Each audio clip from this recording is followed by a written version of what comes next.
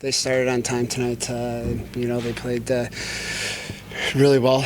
They got in on the forecheck, and they worked us in the offensive zone as a five-man unit, for 2 periods, and then, they get the fourth one on the power play, and they do what, any team, would do is, you start dumping the puck, and then, you'd see that we started to get opportunities then.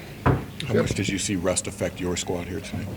Well, I think it was evident there, early on, and guess it was expected after being off for 8 days, but we have a unique opportunity here to go back at them here again tomorrow night, and we need to show them better. How did you feel after the layoff? I felt good. Especially in the first period, they were testing you a lot.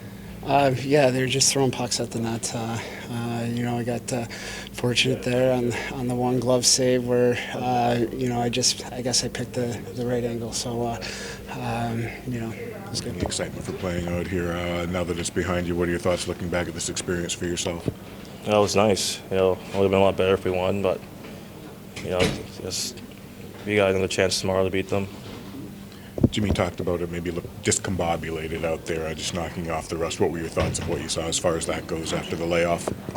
Yeah, I guess after the break, first game coming back, guys, I guess that maybe had to get into a little bit, but just that game's done with now. We play again tomorrow night, so just focus on that now. Again, seemed part of the way through here, the theme again was too much time spent in your own zone here tonight. How can you change that around tomorrow night and get some momentum for yourselves in the O zone? Just getting pucks deep, and then once we do, hold on to it, use the 5 guys, use the defensemen to make some plays up top and get pucks in net and just play with a 5-man unit.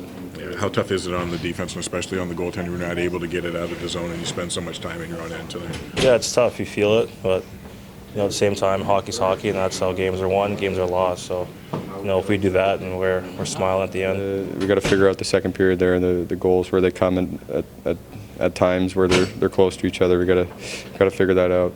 Can you speak a little bit to the impact Valtteri Filppula has had? I know you weren't here when he was here before, but just the kind of calmness he plays with. Yeah, he's poised.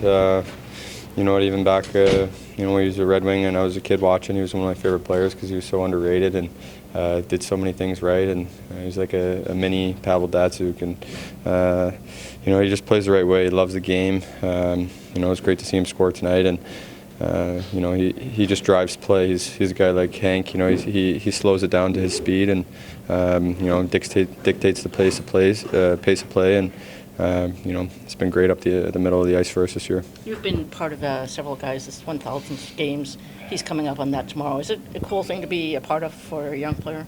Yeah, it is, absolutely. I know he's got a lot of family in town, and it's just a great celebration. I mean, there's not many guys that have done it, and to anytime you have a guy on your team, it's exciting and one of the highest accomplishments an NHL player can have.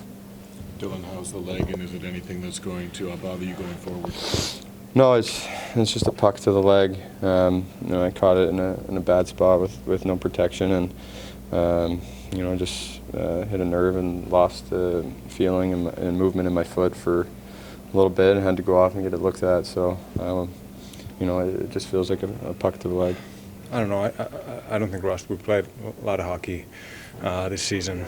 Obviously, we're giving goals too easily. Our goal is playing great, but we're giving grade A chances to too many, and good players score from those. So, got to be better defensively.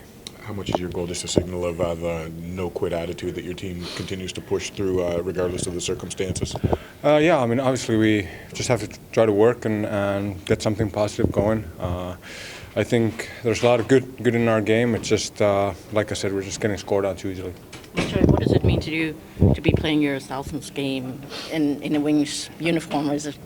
Yeah, it means a lot. I'm definitely excited about that. Obviously, hope the circumstances would be a little different. Hope that we have a little bit better season, but it's been a while. It's been 15 years, and I'm healthy and able to play, so I'm excited about that tomorrow. Did you think when you signed in the summer, or did you kind of add up that this game would happen this season? That when with the Wings? Yeah, I mean this is the first season I've really even thought of it. And now when it's been a while now, getting a little bit closer, been thinking about it a little more and more. Hopefully, and get to play tomorrow and then get it done with. So, but tomorrow's going to be a special day for sure. Oh, they were on top of us. The ice tilts one direction or the other, and the ice tilted against us for the first 2 periods. They had more jump. They were cleaner with the puck. They were out of their zone quicker. They caused us to defend way more, and so we were tired from defending. I thought the first 2 periods. I thought in the third we were a little bit better. We had a little bit more jump. I thought. We were on top of them a little bit more. We were better in the O zone. We spent more time and made them defend a little bit. Not unbelievable, but better. So, that's the way the game is. You're either you're either defending and it makes you tired and you're a step slow, or you're on your toes. So we just got to make sure we have more jump tomorrow. It's easy to point to the break, but you kind of sounded like the way you talked to Trevor. You didn't really think that was necessarily the case. Well, I mean, it's an even playing field. We both had the same break, so there's zero excuse from that aspect. Zero. That doesn't mean that the break's not hard on everybody. Like, I think it's hard to be off that many days and play, but we're on this exact same playing field, so there can be zero excuse from our end. Jeff, you've seen a few guys playing their thousands game, like Valtteri's coming up on.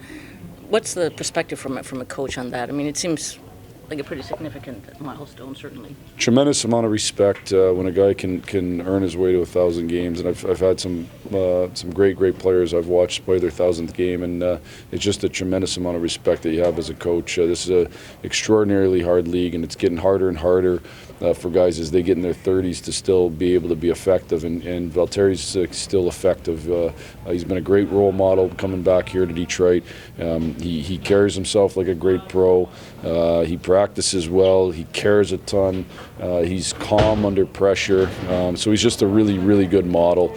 But I just have a tremendous amount of respect for him. I see you sometimes after practices and such, morning skates, chat with him on the ice. What do you try to pick his brain for? What are you looking at? Yeah, I just get his opinion. I think they're the guys. I've always been a coach that talk to the players and see what they're seeing on the ice. They're the ones playing, and the game happens fast out there. And you have a perspective from the bench, you have a perspective from video, and I like to get a perspective from certain players that I think are smart and self-accountable. And it would have been similar with Thomas Vanek. Would have been similar with Henrik Zetterberg and Nick Cronwell, and that that's the kind of the thought process. He's got a really good mind, and I'd like to hear what he has to say.